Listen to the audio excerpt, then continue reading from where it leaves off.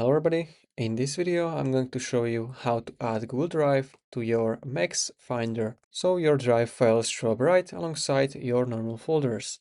And the first thing is that you need to have Google Drive installed on your computer. So if you don't have this, you can just go to the Google and you can search for desktop app, and then you can open this official Google Drive website and you can download a drive for the desktop. I already have Drive installed, so I'm just going to show you how you can add this to your Finder. So the first step is we want to go to Finder. So click on Finder, then Settings. And here in the Finder settings, you want to click on Sidebar. And in the sidebar, you want to look for cloud storage. So now if I enable this, you can see it is going to add this Google Drive to my Finder.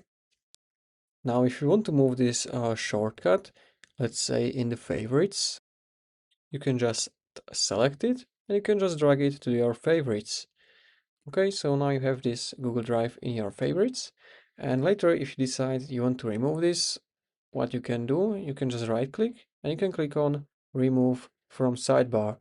And after this is removed, if you want to add this again back, you just have to go again to the settings, and here you want to enable it again and it will pop up in the locations here.